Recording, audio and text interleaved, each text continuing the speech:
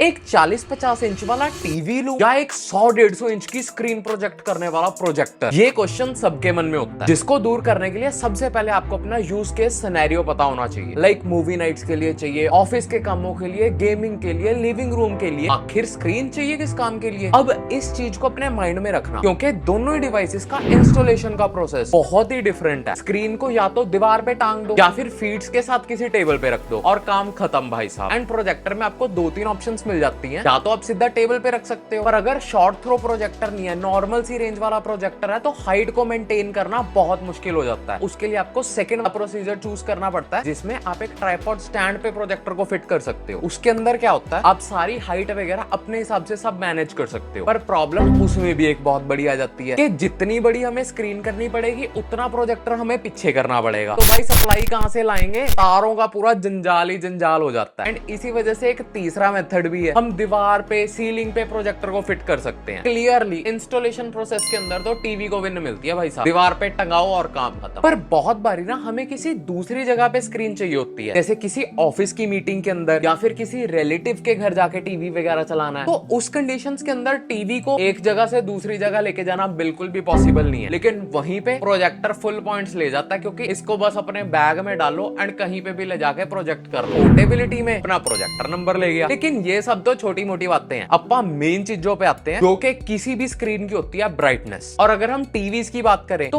उसमें brightness nits के अंदर मेजर होती है, एंड जो प्रोजेक्टर्स होते हैं उनमें ल्यूमेंस के अंदर। जितना ज्यादा बड़ा नंबर होगा उतनी ज्यादा ब्राइटनेस होगी, और जितनी ज्यादा ब्राइटनेस होगी उतनी ही बढ़िया एचडीआर कैपेबिलिटीज होंगी। और इस ब्राइटनेस को समझने के लिए ना पहले आपको प्रोजेक्टर के 3 टाइप्स और टीवियों के 3 टाइप ये समझने पड़ेंगे। प्रोजेक्टर्स में आपको लैंप बेस्ड, एलईडी बेस्ड और लेजर बेस्ड प्रोजेक्टर्स मिलते हैं। जो लैंप बेस्ड होता है वो सबसे ज्यादा पुरानी टेक्नोलॉजी है, और इनकी लाइफ भी थोड़ी कम होती है, 2000 घंटे से लेके 5000 घंटे तक की होती है। उसके बाद वो लैंप रिप्लेस करना पड़ता है। और लैंप वाले प्रोजेक्टर की खासियत है कि इसके अंदर बहुत अच्छी कॉन्ट्रास्ट रेशियोस मिलती हैं। अगला एलईडी वाला प्रोजेक्टर, जो कि ऑलमोस्ट 20,000 घंटे की लाइफ देता है। इसकी ब्राइटनेस भी ठीक ठाक होती है, क्लैरिटी भी ठीक ठाक होती है, मतलब बिल्कुल बीच में से आ जाता है। उसके बाद आते हैं अपने लेजर वाले प्रोजेक्टर भाई साहब, जो कि हाई एंड प्रोजेक्टर होते हैं। जो शॉर्ट थ्रो वाले प्रोजेक्टर्स देखे होंगे, जो दीवार के बहुत पास से बहुत बड़ी स्क्रीन बना देते हैं, वो ये लेजर वाले ही प्रोजेक्टर्स होते हैं, जिनकी लाइफ 20,000 घंटे से ऊपर होती है भाई साहब। इनकी शार्पनेस, क्लैरिटी, ल्यूमेंस, ब्राइटनेस बहुत हाई एंड होती है। प्राइस में भी ये फुल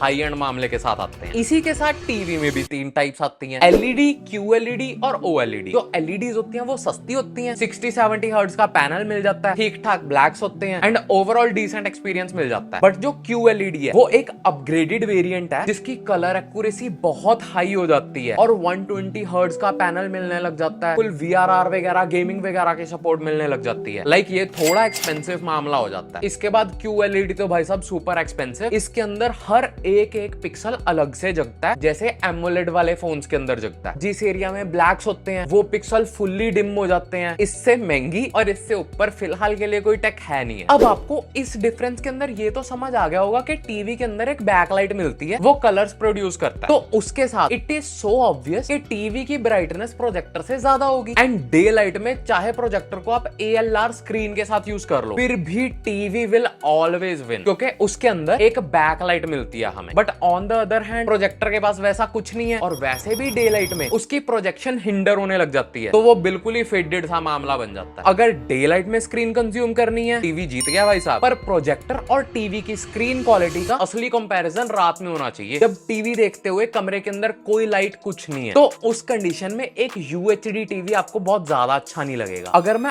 और स्पेसिफिकेशंस की बात करूं तो एक IPS पैनल, पर अगर UHD में एक VA पैनल है या फिर एक QLED है, और उसके साथ आप एक कोई भी मिड रेंजर प्रोजेक्टर रख लो, तो एक्सपीरियंस ऑलमोस्ट आइडेंटिकल होने वाला है। इस कंडीशंस में मैंने QLED टीवीज को काउंट ही नहीं करा, क्योंकि पहली चीज वो हद से ज्यादा महंगे हैं भाई साहब, उनका कोई कंपैरिजन ही नहीं। सेकेंडली उसकी क्वालिटी भी इतनी ज्यादा अच्छी है कि उसका भी कोई कंपैरिजन नहीं है। तो पूरी वीडियो में almost UHD TV and projector का कंपैरिजन है। रात में पिक्चर क्वालिटी का एक्सपीरियंस तो ड्रॉ हो गया भाई साहब, क्योंकि almost same contrast ratio, HDR capabilities TV की थोड़ी ज्यादा है, पर एक नॉर्मल बंदे को ज्यादा कोई डिफरेंस फील नहीं होगा। एक चीज के अंदर प्रोजेक्टर क्लियर कट विनर, जो कि है इसका प्राइस पॉइंट। 8-10 हजार में 70-80 इंच की स्क्रीन का मजा ले सकते हो घर पे, जो कि अगर टीवी पे लेना हो तो आपको 70-80 हजार रुपए खर्चने पड़ते हैं। ये मैं एलईडी प्रोजेक्टर की बात कर रहा हूँ। अगर आप लेजर प्रोजेक्टर लेते हो तो यार स्काई इज द लिमिट, आप जितना मर्जी एक्सपेंसिव जा सकते हो, कोई अंत नहीं है प्रोजेक्टर्स में भी। और अगर स्क्रीन की बात चल रही हो तो गेमिंग करना तो बनता है ना भाई साहब। अगर आपको एक स्मूदर एक्सपीरियंस चाहिए तो हमेशा टीवी की तरफ ही जाना। पहली चीज, टीवी में EARC पोर्ट वगैरह बहुत कॉमन है, प्रोजेक्टर्स में इतने कॉमन नहीं है। सेकंड चीज, प्रोजेक्टर में 1 या 2 से ज्यादा HDMI पोर्ट्स ही नहीं मिलते, लेकिन टीवी में 3 तो मिनिमम मिलते ही मिलते हैं। एंड लास्ट और सबसे इंपॉर्टेंट चीज, अगर आप लाख 1.5 लाख का प्रोजेक्टर नहीं ले रहे तो आपको उसमें हल्का सा इनपुट लैग फील होगा ही होगा, क्योंकि जब गेमिंग कंसोल को हम कनेक्ट करते हैं तो वो वायर में हल्का सा इनपुट लैग होता है। उसके बाद जब प्रोजेक्टर प्रोजेक्ट करता है उसके अंदर भी हल्का सा इनपुट लैग बढ़ जाता है, पर टीवी में वो प्रोजेक्शन वाला इनपुट लैग खत्म होता है। आपको टीवी एक स्मूदर गेमिंग एक्सपीरियंस प्रोवाइड करेगा, डजंट मैटर PS4 है, 5 है, Xbox है, क्या है। पर एक चीज है भाई, सस्ते से सस्ते प्रोजेक्टर के साथ भी हमें स्क्रीन साइज तो बहुत मजेदार मिल जाता है। और मैं ऐसे नहीं कह सकता कि मूवी देखने में मजा नहीं आता, फुल क्रिस्प 70-80 इंच की मजेदार डिस्प्ले मिल जाती है 8-10 हजार के प्रोजेक्टर से। पर यही टीवी लेन जाओ, 65 इंच का टीवी 60-70 हजार की रेंज में मिलता है हमें, जितने में 5 प्रोजेक्टर आ जाएंगे। एंड डोंट फॉरगेट, थोड़ी सी क्वालिटी कॉम्प्रोमाइज कर ले तो स्क्रीन और बड़ी भी कर सकते हैं, पर ना प्रोजेक्टर्स के साउंड सिस्टम में बिल्कुल भी दम नहीं। इतनी छोटी सी जगह में कितना ही बड़ा स्पीकर डाल देंगे। और अगर मैं टीवी की आवाज एक प्रोजेक्टर से कंपेयर करूं तो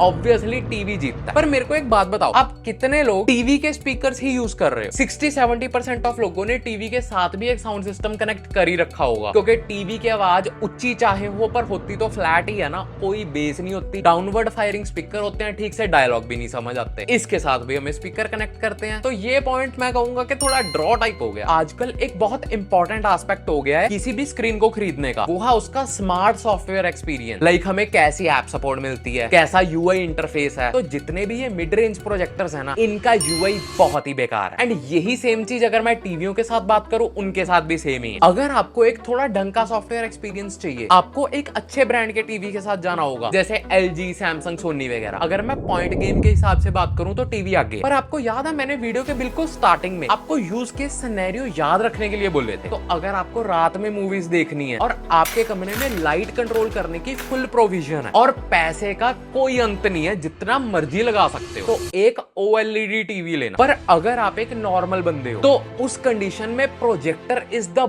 बेस्ट चॉइस, क्योंकि अंधेरे में आपको प्रोजेक्टर एक बढ़िया HDR कैपेबिलिटीज भी निकाल के देगा, गुड कॉन्ट्रास्ट रेशो भी देगा, पैसे भी प्रोजेक्टर पे कम लगाने पड़ेंगे और कम पैसों में आपको बड़ी स्क्रीन पे मूवी देखने को मिलेगी। बेस्ट केस सिनेरियो होगा। और इसके साथ साथ आपको कोई ऑफिस मीटिंग्स, ऐसे सिनेरियोस जहां पे आपको बार बार वो स्क्रीन ट्रैवल करके लेके जानी पड़े, उस कंडीशंस में भी प्रोजेक्टर बेस्ट है। इसको बैग में डालो एंड कहीं पे भी जाके लगा लो। पर अगर आप दिन में स्क्रीन कंज्यूम करते हो, रात में भी लाइटें जगा के टीवी देखते हो, एक स्मूदर गेमिंग एक्सपीरियंस चाहिए, कोई इंस्टॉलेशन वाला झंझट नहीं चाहिए, बस दीवार पे टंगाया और काम खत्म, तो टीवी लेना, प्रोजेक्टर की तरफ देखना भी मत। ऑलवेज अपने यूज को देखो कि आप स्क्रीन को कैसे यूज करने वाले हो, उस हिसाब से टीवी और प्रोजेक्टर को चूज करो। और अगर वीडियो में कुछ सीखने को मिला हुआ तो डू सब्सक्राइब दिस चैनल।